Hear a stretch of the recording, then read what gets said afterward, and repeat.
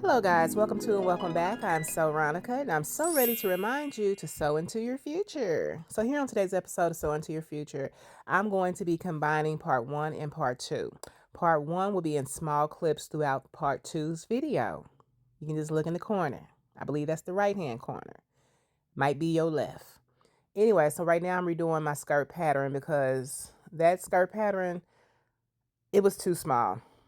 I mean, yes, I've lost a little weight here recently, but it was too small. So now I'm just cutting a better neckline. So if you don't know how to do a finished neckline like everybody else, you haven't turned to that page of the book yet, then what you want to do is you want to find ways to decorate your neckline, to make it pop, to personalize it, to give it its own little uh, flair to the outfit. So that's what I'm doing here. I'm cutting some strips so that I can put some darts in the strips.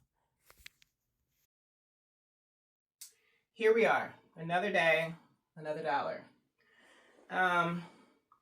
What I'm going to do is take these strips and I'm going to put darts off of them with a sewing machine, and then I'm going to connect them around the collar of this top.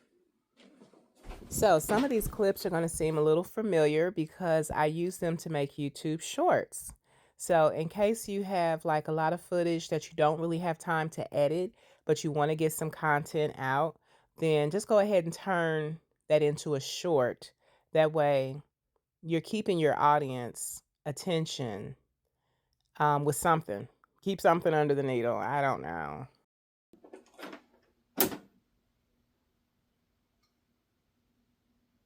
What am I doing? Okay, that's a straight stitch.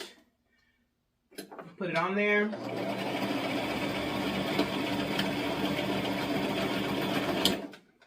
Lift it up.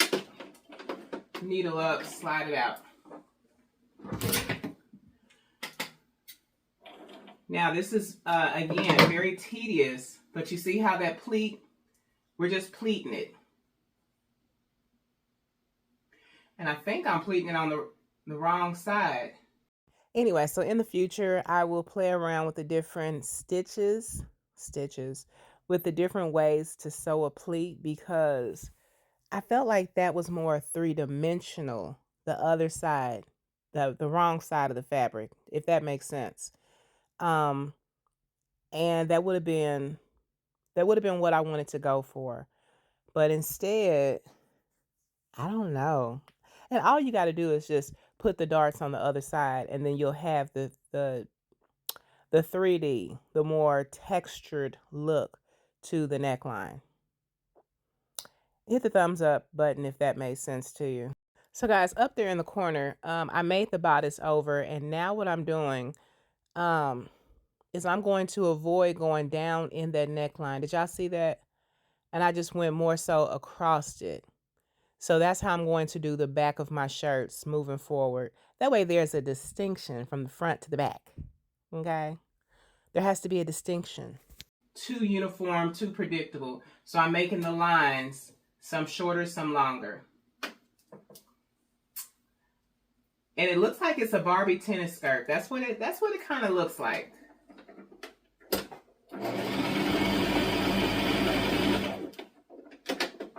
But y'all,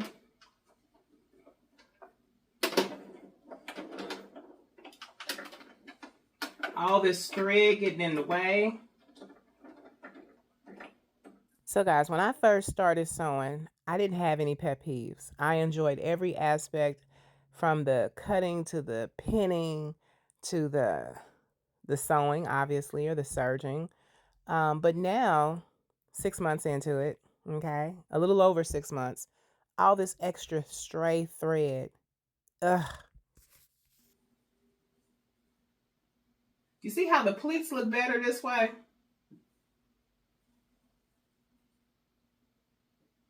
No? Anyway. And then if you cut, another thing I wanted to do, I forgot about, but if you cut the fabric like wonky, where it's not, you see how it's kind of like all the same length, the same width? Then it gives it more like a point. It's like a flower type design. But I mean, a little late now. a little too late now.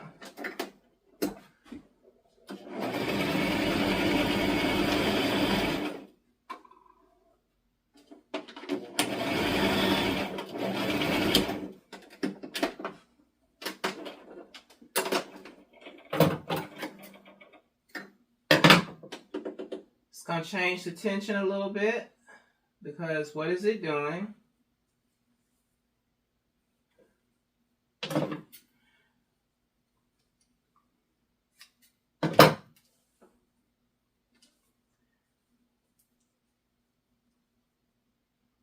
So I'm going to do the rest of this off camera so I can continue to listen to my podcast that I was listening to.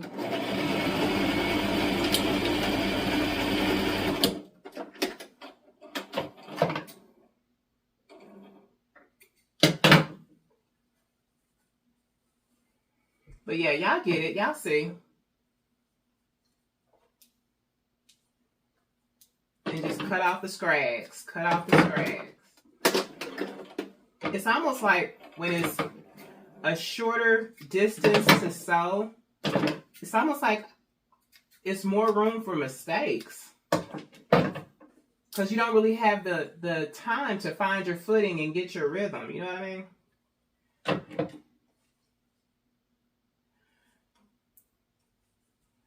Anyway, I keep stopping to admire my work to see what I've done.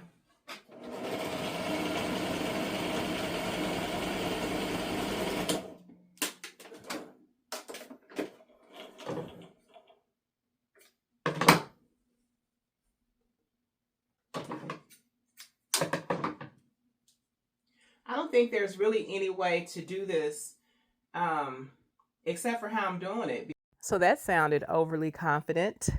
But what I mean, like, I think that how I'm doing it is the best way because putting pins in it would take longer to put the pin in it and then remove the pin. And it's like you're only giving yourself probably, I don't know, 2, maybe 3 inches worth of a dart or a tuck. I'm only 6 months into sewing, being a self-taught seamstress, so I don't know. Maybe there is a better way.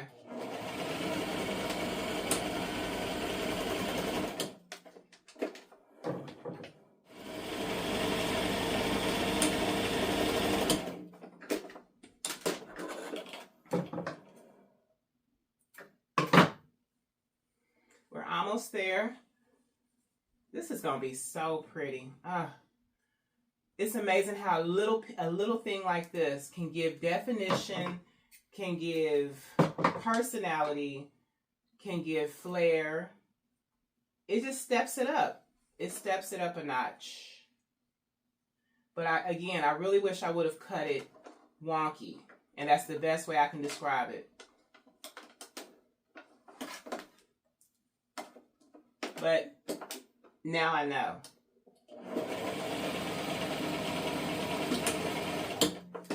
Had I looked at that video before doing this, I would have remembered. Because it came out so pretty. And I think this will be my signature touch for how I do my necklines. Because right now I don't do anything to my necklines.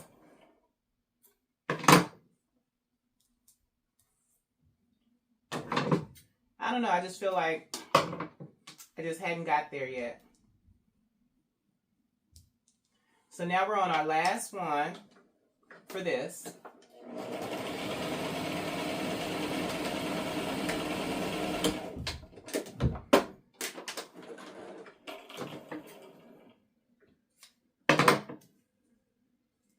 All right. So that's what that looks like. A show enough Barbie skirt. So now we're going to pin this. Let's turn this off because we're going to use it again real quick. All right. So as you can see, we still have 4 more strips of that. And we have more fabric over here, so I can always, matter of fact, I think the next piece. So this is how I'm going to sew it. I was thinking, I'm like, should I serge it? But now I'm going to sew this sewing machine. Normally I would want to cut off this part right here because this is like the raw edge, whatever. But I like the design that gives. I don't know why. It's not bothering me at all. And it's not too bulky of a fabric to where I should even be concerned with the sewing machine, since it's a lightweight sewing machine.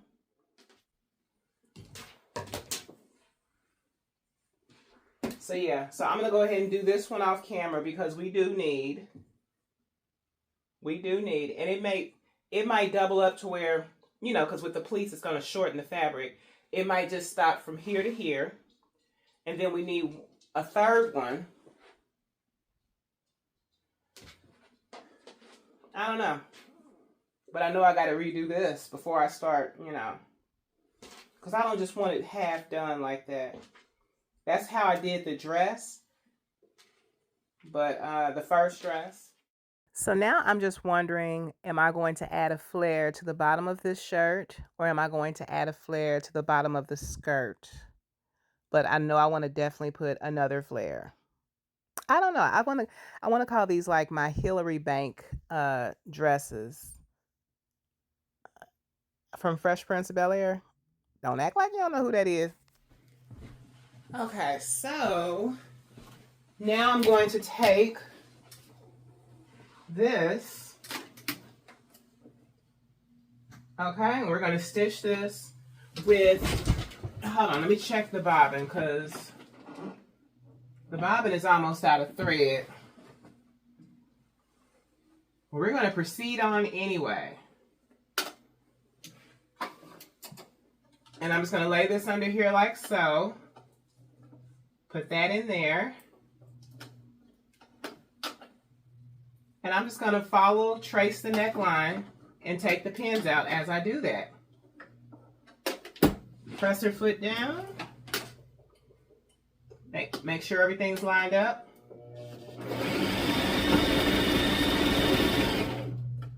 Inch your way along.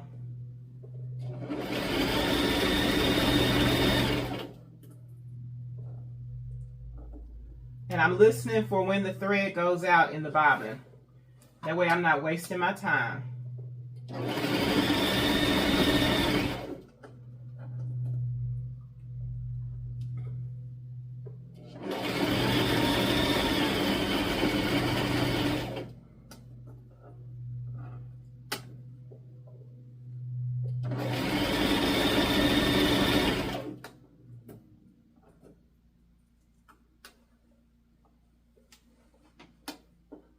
Uh-oh. Uh-oh.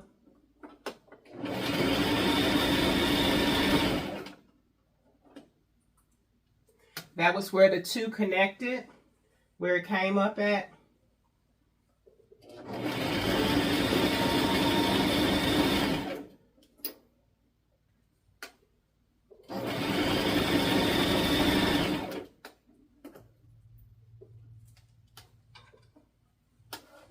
Uh-oh. I wasn't paying attention. It got a piece under there that shouldn't have been.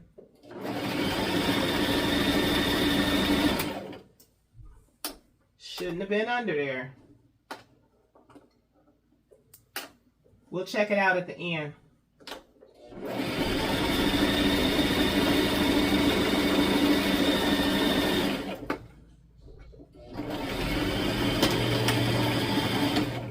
I did my little back stitch. And of course, so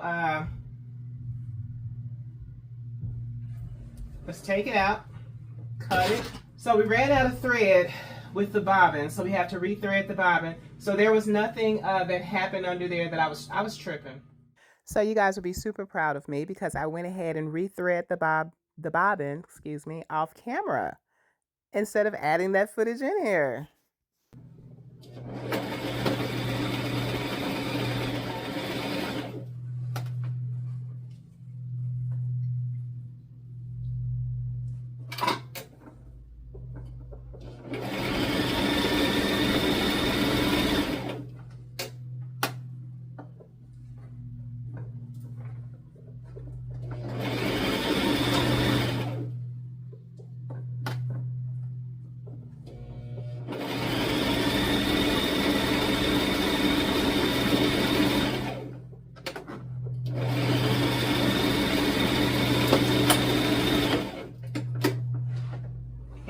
slide it out.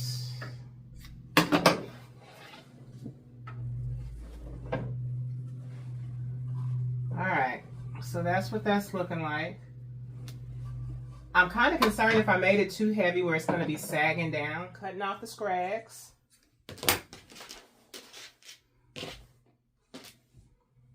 And not too sure about what we're going to do here, but we're going to have to do something. I almost want to give it like a bow. So what I would have to do to make that bow work is trim the bow in black lace or red lace or white lace. Now that I'm thinking about it, trim it, and then that'll give it some dimension to the bow, because that fabric laid on top of fabric like that, there's no, again, distinction. Yeah, it's just blending in. It's disappearing. And if I tie it in a knot, I mean, that's one way one could do it. And I may just leave it how it is, you know. Once I take a sewing machine to it and run it across the top to kind of lay it flat, then it won't even matter. So here what I'm getting ready to do is try on this skirt and see how big, you know, because what it is that I want it to be a professional fit. I don't want it to be form fitting. I want this to be appropriate for certain environments. Now, this may help somebody, but if you're going to court, you don't want to wear something that's too tight. If you're going to church, obviously, you don't want to wear something too tight. If you're going to a wedding, you don't want to wear something too tight. Now, to each his own, do what you're going to do, but some people have never been taught this, so they don't know. But there are certain settings. If you're going to a job interview, so when I say a professional fit, is something that can be worn in basically any setting. Now, there's some people who have the shape to where no matter what they wear, it could be a jogging suit. It's still going to be form fitting because that's just their shape. I get it. I get it. But then there's some people who can help it because you have a wide range of stuff that can come in your size and a few sizes bigger. So you have no excuse. Um, and it's not about, some people, they say, oh, well, that's just jealous. They just hate and but it's not that. We have to teach, the older women are called to teach the younger women. And so if they don't ever hear it, then they don't know. It's like, baby, if you got more than jeans and a sweatshirt in your closet, if it's time to go to court, I don't care if it's a traffic ticket court or whatever it is. Thank God I don't go that frequently. I think I've gotten about 3 tickets in my life, honey. I'm one of them slow drivers. You're gonna have to go around, but I'm gonna get to my destination safely in Jesus' name. But no matter what it is, you want to present yourself in a way that is respectable. Now, I love a tight dress. I love a bodycon dress. Okay. You work hard at it. You know what I'm saying? It's natural. Yes, you should be able to be on display. Okay. But then when there's, like I said, there's certain settings, you need a professional fit. That may have ruffled somebody's feathers, but I come in love. And the next dress I make may be a form fitting one. Okay. But I bet you won't see me in court in it. I bet you won't see me at somebody's wedding in it, or, you know, because it's just inappropriate. That's all. That's all. So I'm going to take the sewing machine and I'm going to flatten this. I'm going to serge it because this little right here, what is this? Okay, so I have a commercial coming up. You say a commercial? What you mean you got a commercial? I bought some shoes off Poshmark again. Yes, I know. Yeah, I used to literally make sure that I didn't have anything in the bank so that I was not tempted to just hit that button on the Poshmark. Ever since I found out that whatever size I wear, okay, I ain't gonna put that on the internet. even though it's probably already out there. But yeah, when I found out that, cuz most stores stop at like, to be honest, at 11s. They stop at 11s. So it's like you done spend time by going on their website, by looking at finding the shoes that you like, only to hit that button to change it to your size. And they like, yeah, no. So the commercial is a Poshmark commercial at the end. No, I'm not getting paid for it. But I just want to help my tall sisters out there, okay, um, who have struggled in the shoe department. I've struggled for years. But now that Poshmark has come into my life since 2017, okay, there's been quite the addiction. So I just want to share with you guys, when you are ordering off Poshmark, you never know how it's going to come to your house. Period. You just never know, because everybody, their presentation and their shipping process is different. So like this lady here, when I used to sell on Poshmark, I made sure that I had the stuff bubble wrapped. Okay. I made sure that it was gift wrapped. I gift wrapped it with a ribbon around it, tissue paper around it, a thank you card. What else would I do? I would sometimes put little, um, you go to Dollar Tree or whatever, and you would have like, whatever gifts, some sort of a something to put a smile on their face with. So this lady, she didn't wrap them at all. And I'm grateful for them, because the price, you can't beat the price. But one of the rhinestone, three of the four, excuse me, four of the rhinestones came off. I don't know if they came off and she just included them in the box before she even shipped them, or if they came off during the shipping process.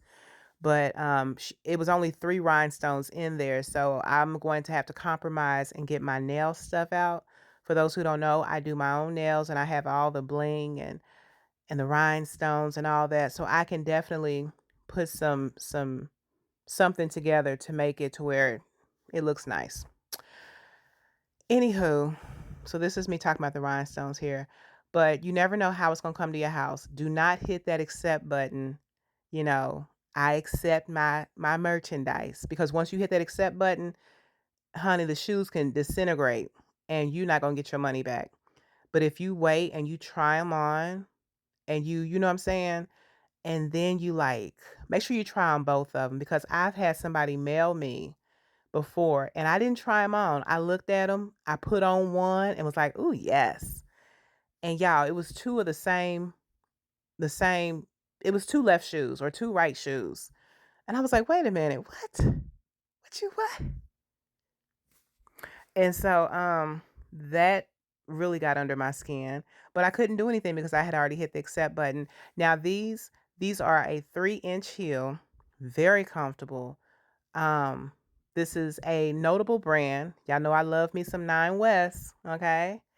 The Nine West heels, they are okay, I can't think of dude's name. I can't think of old boy's name. But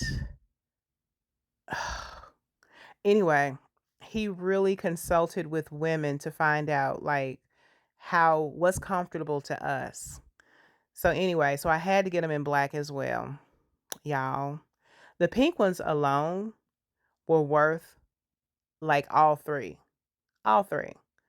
Um, you say, "Whoa, that was deep." Yes, the pink ones, when I put them on, and the black, they fit the same way, but just the color made me feel a little bit different. So I'm not too sure how that is, but I know that the pink against my complexion, it made me feel alive, while the black made me feel classy and sexy. Okay. Um, yeah. Anyway, so these shoes here, even with the missing rhinestones, they're still cute. Now, these are expensive shoes to begin with. So for them to be 15, missing about 4 rhinestones, that's all right. Now, I will say the shipping was, I think, $8.99, but I only had to pay that one time because I got all 3 pairs of shoes from the same posture, the same person. So when you put them in a bundle, okay, if you find somebody with your size shoes that, and I didn't send her an offer, y'all. I did not, because the shoes were already excellent quality shoes that were priced the price was a steal. So, yeah. I know I made her day, honey, when I hooked all that stuff together in that bundle and then purchased. Thanks for watching.